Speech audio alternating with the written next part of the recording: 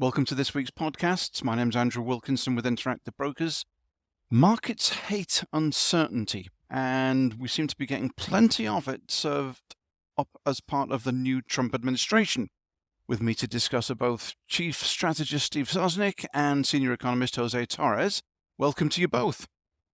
Hello, Andrew. Hello, Jose. Hi, Steve. Hi, Andrew. Great to be here. It's great to have you guys back. We're doing this one quite impromptu this afternoon. It's Monday afternoon. We should get this one to hit the streets on Tuesday. So we're talking in the context of a very bifurcated Monday afternoon for the stock markets. We're going to dig into tariffs. We had a question on a recent Reddit AMA where a viewer was talking about the tariffs and like the way that both Steve and Jose had introduced into the Traders Insight articles talk about tariffs. So we're going to try and get down to address some of that during this episode. Steve, I want to start with you to your reaction to Monday's dead cat bounce for stocks. And what do you make of the selling that took place to round off last week on Friday and the failure to really follow through, or reverse rather, on Monday? That's literally what I just finished writing about. So those of you who are listening, hopefully read it. Hopefully I haven't spoiled it for you by reading what I sent or what got sent out on Monday. Essentially, I consider Friday to be catching up with some of the themes that we've been talking about, that consumer sentiment has been weakening, inflationary expectations have been rising. Then all of a sudden you had the retail sales numbers last week, so coming out really below consensus. First, you had the soft data telling you what people said they were going to do. Then you had some harder data with people telling you what they were or were not doing. And then Walmart came out, told us what they saw people not doing, which is shopping aggressively at their stores. And so I think all told, that finally clicked in the market. And if you take out the consumer, which is 2/3 of the economy, that's a problem. And I think that was the market reacting to it. This morning, I thought you had I termed it a real stern test of the buy the dip, and which looked that way. It was almost, but what was an interesting tell to me was we were up 30, and I always talk in S&P points. We were up 20 points when I first woke up, then 30 pretty much all morning. And that was an interesting tell because there wasn't really much of a follow through. It was just, okay, we got our bounce. Now let's hang on to it. And we didn't. And so, and the way we just collapsed shortly after the opening when the bounce didn't materialize was not all that helpful. We've since recouped to a very minor gain as we're taping this. But I think the fact that there really hasn't been a strong buy the dip tells me more that the selling was a bit more fundamental. You had Warren Buffett over the weekend, basically reiterating why he's not particularly bullish. You had big market news come out of Mets spring training of all places, because Steve Cohen basically alluded to the fact that he's not bullish. I'm getting the sense that there are a lot of traders, whether it's institutional or individual, who have just reflexively been doing well by buying dips. But not every dip is necessarily a buying opportunity. It is if we're in a strongly trending market and you just have a little blip in prices. It's not if there's a fundamental rebalancing if there's a fundamental change in the underlying value of stocks or the market, or it's not necessarily a great dip opportunity if you go from highly overvalued to somewhat less overvalued. And I think that's what the market's reckoning with a little bit. When you have people with track records like Warren Buffett and Steve Cohen expressing some nervousness, I think what we're seeing is a little bit of institutional selling and generally the public buying. And that's a reallocation that can take some time. We'll come back to this bifurcation later in this episode, but Jose, let me turn to you first of all. There are multiple moving pieces here, not least is Donald Trump's confrontational style, the way he likes to negotiate. Is it clear yet that the market doesn't love it? Absolutely clear. There was a lot of enthusiasm following the November election result, and we've essentially gone nowhere since, right? We were right at that 6,000 to 6,100 level on the S&P, having trouble clearing that 6,100 level. Earnings growth prospects are coming into question. What Steve said on the consumer, But then also, when you mention, Andrew, Trump's confrontational style, one thing Steve Cohen was worried about was the austerity measures and the possibility for government spending reductions to begin to weigh on economic growth. This economy has been conditioned to run strong deficits for a long time, and that's been helping relative economic outperformance here in the States versus other regions. Remember when Europe, when they started with their austerity measures, they barely grew, Hmm. right? So that's a risk that could be coming around here, while at the same time you have that consumer spending concern.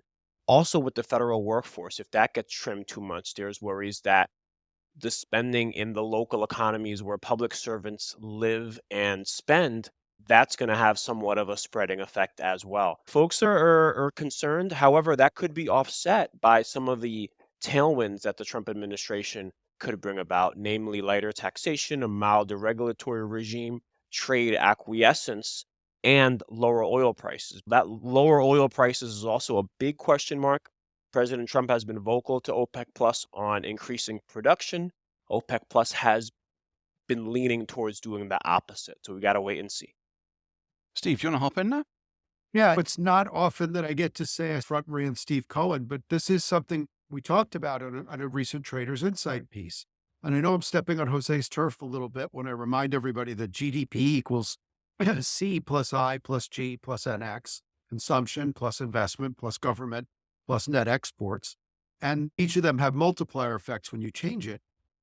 I do really strongly believe that a lot of the economic strength that we saw was the result of the infrastructure bill and a lot of the massive government stimulus we saw. Now, that's got its own detrimental effects in terms of it did spur inflation and it's causing deficit worries. But again, just speaking in terms of C plus I plus G, we're taking G from a growing number to a shrinking number. And there's a multiplier effect to that. And in the way that they're shrinking G, you're cutting jobs all over the country. A lot of people think that the government jobs are just in Washington. These cuts are happening around the country. And I think that's one of the things that's spooking people from the consumer side. Yeah, we could be sending the economy a bit more retrograde than we'd like. And so it remains to be seen, to Jose's point, whether those could be made up with benefiting net export, the net exports benefiting from tariffs, whether that comes from the regulatory benefits, whether it comes from taxes, that all remains to be seen. But I think right now, that is a concern. The rush to cut government spending, while I think everybody agrees that there was some surgery that needed to be done, I think the fact that it's being done with a chainsaw, not a scalpel, has created some worries in the economy and the market.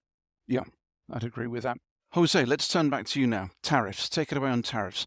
Drill down for us, if you will, into the proposals for tariffs and both their reach and extent as well as their timing. As I said at the outset, markets don't like uncertainty.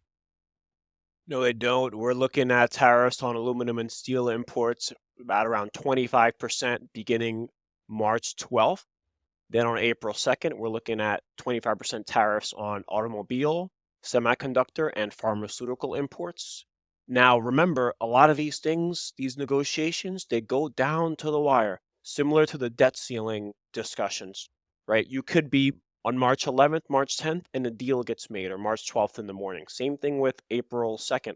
And really, the bullish economic outlook depends on trade acquiescence.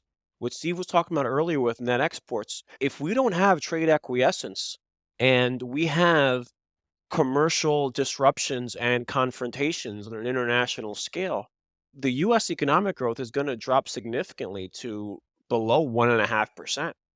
So if that occurs while at the same time you have consumer spending weakness and you have deficits being worked on, that is a particularly risky scenario. And one thing I've been highlighting recently in my commentaries has been these bull flattener trades, right?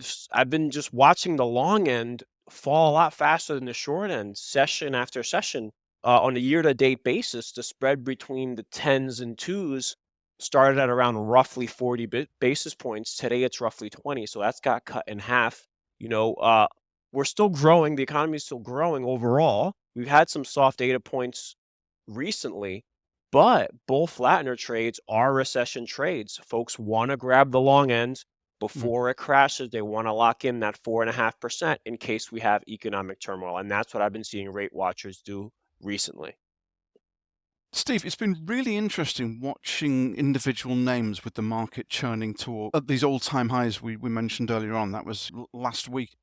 You just couldn't tell what was really going on. The market's become extremely bifurcated. On the one hand, you've got these tech names that are promising to spend billions and billions of dollars on capital projects as part of this AI infrastructure and build out that they're expecting. And on the other hand, you've had a lot of stuff falling away. There was no real clear sign in the market, and then poof, it's Friday and today, those tech names are really weakening. Where might investors look right now? I think it was an interesting tell that only one S&P sector did well on Friday, and that was consumer staples. And that's in spite of the fact that a lot of the worries came from the idea that the consumer was slowing down. So it affects consumer discretionary, but you still need toilet paper. You still need facial tissues. You still have to eat. All those kind of things are still the classic defensive play. You did have a little bit of movement into utilities, but utilities are not as defensive as they were because they got caught up in the AI trade. So they're somewhat subject. They're not really just strictly subject to the interest rates as they used to be, to the points that Jose was just making regarding flatteners and things of that nature. You would have expected utilities to rally more, but they've had this huge run because of AI enthusiasm. So they're not necessarily a place to hide. So I guess consumer staples is a place to hide. Low beta, high dividend, those are defensive plays, and those are regardless of sector to some extent. It doesn't mean that the tech trade is over. But again, if we're having what I think we're having, which seems to be the public continuing to show their love for stocks, and in many cases, that's not necessarily, that can be divorced from consumer sentiment because those who have investments have a wealth effect. So they may not be going to Walmart with it, but they're still going to keep investing. But in the meantime, if you're starting to see institutions get more cautious, that sets up for some volatility. And ultimately over time, I don't know that we get much more. If the consumer is weakening, the investment money that's in the market probably stays in the market and continues to get reinvested.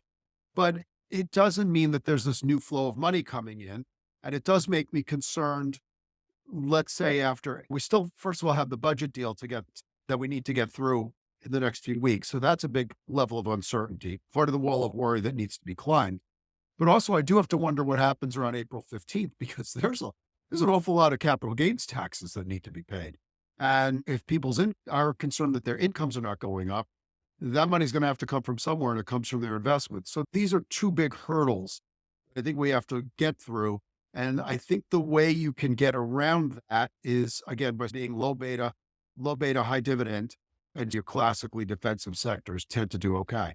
I'm seeing a lot more articles being written about value over growth, which is exactly what you're talking about there. Steve Sosnick, Jose Torres, thanks for joining me, and we'll see you guys next week. Take care, Andrew. Take care, Jose. Terrific. Thank you. Bye, Steve. Bye, Andrew. And don't forget, if you like today's episode, please subscribe wherever you download your podcast from. The analysis in this material is provided for information only and is not and should not be construed as an offer to sell or the solicitation of an offer to buy any security. To the extent that this material discusses general market activity, industry, or sector trends, or other broad-based economic or political conditions, it should not be construed as research or investment advice. To the extent that it includes references to specific securities, commodities, currencies, or other instruments, those references do not constitute a recommendation by IBKR to buy, sell, or hold such investments. This material does not and is not intended to take into account the particular financial conditions, investment objectives, or requirements of individual customers. Before acting on this material, you should consider whether it is suitable for your particular circumstances, and, as necessary, seek professional advice.